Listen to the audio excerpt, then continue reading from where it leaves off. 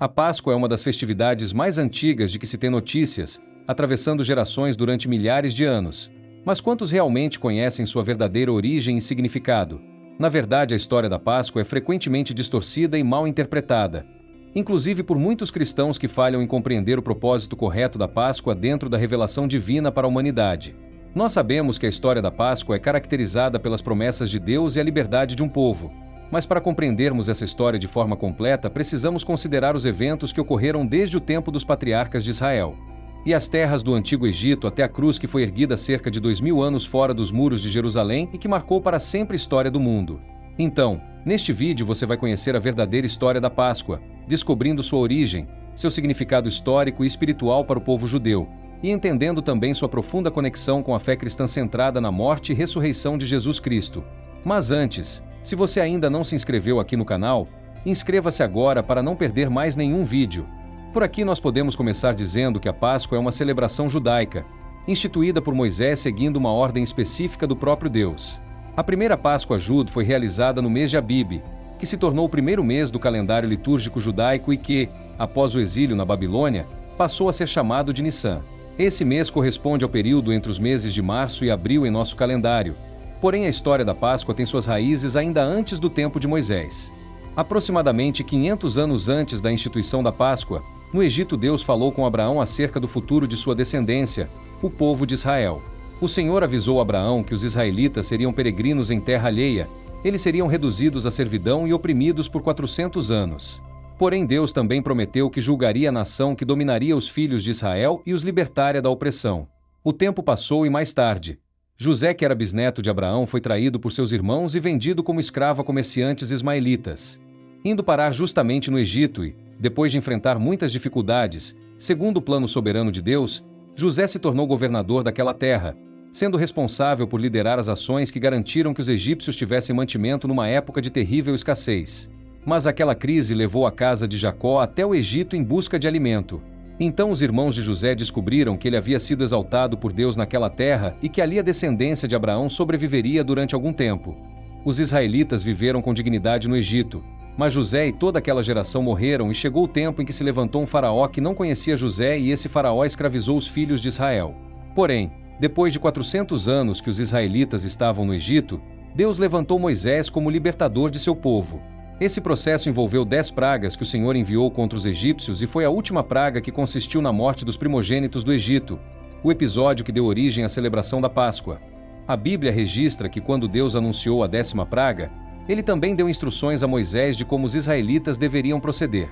O Senhor ordenou que eles sacrificassem um cordeiro macho sem defeito no 14º dia do mês de Abib e espargissem o sangue do cordeiro nos umbrais e no alto dos batentes das portas de suas casas. Eles deveriam comer a carne do cordeiro assada no fogo, acompanhada de pães asmos e ervas amargas. Mas o que eram esses pães asmos e o porquê das ervas amargas? Os pães asmos eram pães sem levedura, ou seja, sem fermento. Os pães asmos deveriam ser consumidos como lembrança da pressa durante o êxodo. Já as ervas amargas estavam diretamente associadas ao sofrimento e à aflição dos tempos de servidão no Egito.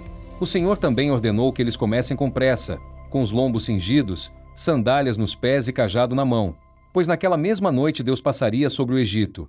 E a Bíblia diz que, quando o juízo do Senhor atingiu as terras egípcias, morreram todos os primogênitos, desde os homens até os animais. Isto também significou a completa derrota dos deuses do Egito e, nesse contexto, o significado da Páscoa judaica está claramente registrado no livro de Êxodo capítulo 12, versículos 26 e 27, onde lemos: E acontecerá que quando vossos filhos vos disserem que rito é este, responderei: Este é o sacrifício da Páscoa ao Senhor, que passou por cima das casas dos filhos de Israel no Egito, quando feriu aos egípcios e livrou as nossas casas. Então o povo se inclinou e adorou. No hebraico a palavra Páscoa significa basicamente passar por cima, sendo derivada do verbo saltar ou passar. Portanto, quando o juízo de Deus atingiu os egípcios, as casas dos israelitas que estavam marcadas com o sangue do cordeiro que havia sido sacrificado foram poupadas. E desse modo o significado de passar por cima transmite o sentido de poupar, de passar por cima por misericórdia, ou seja, naquele dia o juízo de Deus passou por cima dos israelitas e eles foram salvos. Mas como será que a observância da Páscoa foi seguida no decorrer da história dos hebreus? Nós sabemos que Moisés instituiu a Páscoa como uma celebração anual. Assim, a Páscoa é a festa judaica mais antiga. Os judeus deveriam celebrar a Páscoa seguindo as regras básicas que foram determinadas no Pentateuco, como em Êxodo 12, Levítico 23 e Deuteronômio 16. Assim como na primeira Páscoa, ainda no Egito, a festa anual era comemorada no crepúsculo do 14º dia do primeiro mês, seguida de 7 dias consecutivos, denominados como Festa dos Pães Asmos. O cordeiro macho e sem defeito, de até 1 ano, que seria sacrificado, era separado do rebanho por cada família no 10º dia do primeiro mês e guardado até o 14º dia. O animal então deveria ser assado inteiro e sem que nenhum de seus ossos fosse quebrado. O cordeiro tinha de ser consumido muito rapidamente, com as ervas amargas e os pães asmos. Os israelitas também deveriam comer do cordeiro com trajes de viagem, para que a saída apressada do Egito fosse relembrada, e as sobras do cordeiro também deveriam ser queimadas, pois não era permitido aproveitá-las no dia seguinte durante a celebração da Páscoa. O chefe da família explicava o significado do ritual aos seus filhos. Também foi instituída uma segunda Páscoa 1 mês depois para beneficiar aqueles que não puderam participar da primeira celebração, conforme o capítulo 9 do livro de Números. Enquanto estiveram peregrinando no deserto, os filhos de Israel não celebraram a Páscoa. Eles voltaram a celebrá-la apenas quando já estavam acampados em Gilgal sob a liderança de Josué, e há também várias outras passagens bíblicas que fazem referência à celebração da Páscoa ao longo do período do Antigo Testamento até finalmente chegar o tempo de Jesus.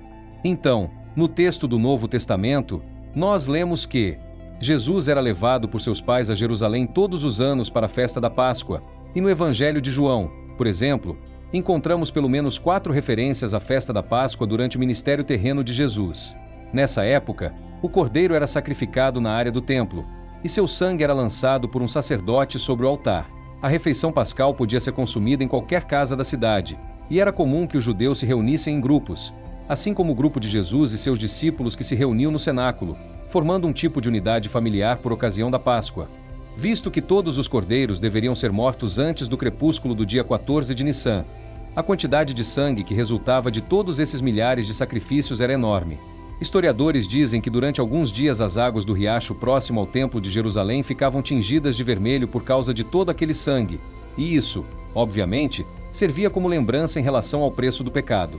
Depois da queda de Jerusalém e da consequente destruição do templo em 70 d.C., a Páscoa judaica passou a ser uma celebração íntima e familiar, mais próxima do que foi no Êxodo.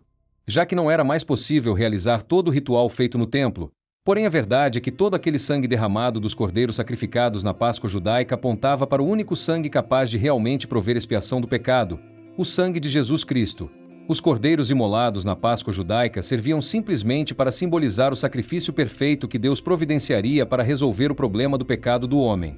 E aqui chegamos ao significado correto da Páscoa para os cristãos. O profeta Isaías, no capítulo 53 e versículo 7 do seu livro, profetizou acerca do Messias, dizendo que como um cordeiro ele foi levado ao matadouro.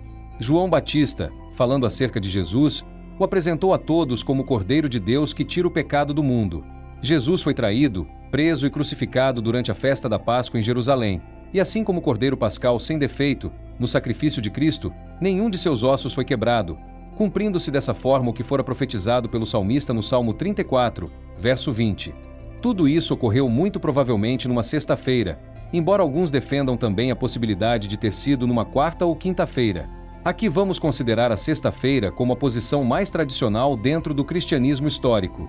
Então, na quinta-feira à noite, Jesus e seus discípulos comeram o cordeiro pascal em Jerusalém. Porém, o que nem todos os leitores da Bíblia percebem é que aquela foi a última ceia pascal, ou seja, a última vez que a instrução dada ainda no Egito deveria ser observada. Após aquele momento, ninguém mais deveria sacrificar um cordeiro assado e comê-lo com ervas amargas e pães ázimos. Isso porque o Cordeiro de Deus seria sacrificado de uma vez por todas num sacrifício perfeito e definitivo, sem a necessidade de qualquer complemento. O próprio Filho de Deus foi entregue como resgate em favor dos redimidos, para apaziguar a santa ira de Deus que exige o castigo pelo pecado. Então, ao invés da carne de cordeiro assada, das ervas amargas e dos pães ázimos, nosso Senhor instituiu o pão e o vinho em memória dele até o dia do seu retorno. Dessa forma, ao comermos o pão, nos lembramos de seu corpo partido, e quando tomamos o cálice, nos lembramos do seu sangue derramado. E foi assim que a última Páscoa deu lugar à primeira ceia do Senhor.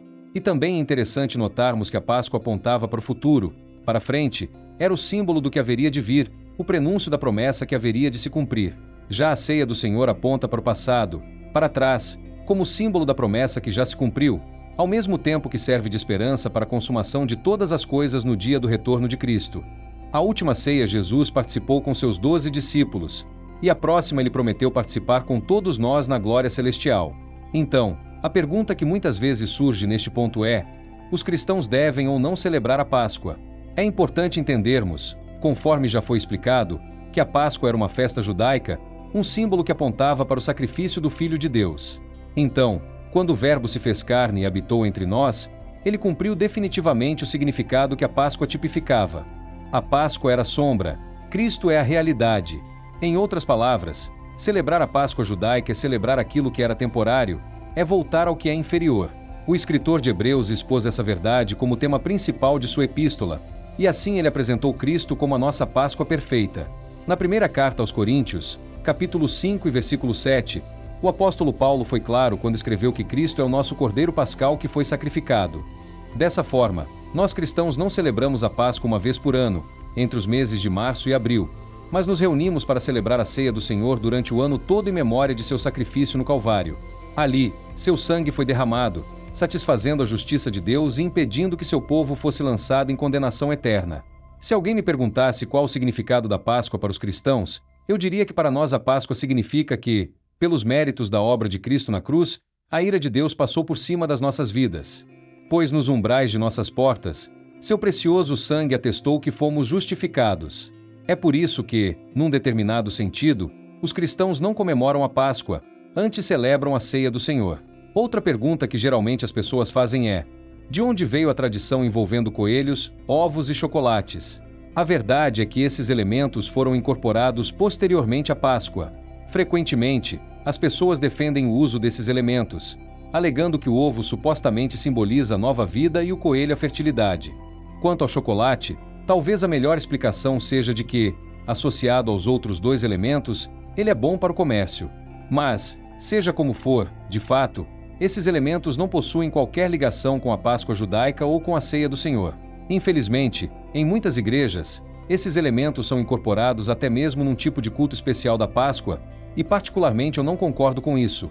Por outro lado, há também aqueles cristãos que, na tentativa de se desvencilhar desses costumes populares, acabam cometendo outro erro ao aderirem às práticas da Páscoa judaica. Época da Páscoa come-se cordeiro assado, pães ázimos de algum tipo, de erva amarga. Obviamente isto também é um erro. Na verdade, em ambos os casos, o que vemos é pura crendice, é o pragmatismo e o sincretismo religioso, que lamentavelmente atrai cada vez mais adeptos. Mas apesar de a Páscoa judaica não ser uma data sagrada para nós, cristãos devemos agir com sabedoria e prudência diante dela. A verdade é que devemos aproveitar essa data em que muitas famílias se reúnem para explicar o verdadeiro significado da Páscoa, desde sua origem apontando para Cristo, como Cordeiro de Deus, até sua consumação no Calvário, onde nossas correntes foram quebradas. Além disso, devemos estar confortados na promessa de que o pleno significado da Páscoa será completamente cumprido no novo céu e na nova terra. Ali o povo escolhido de Deus estará totalmente livre de todo pecado e nossa comunhão com o Redentor será aperfeiçoada em toda a plenitude. Agora escreva nos comentários se você já conhecia a verdadeira história da Páscoa e compartilhe este vídeo com alguém que talvez não saiba,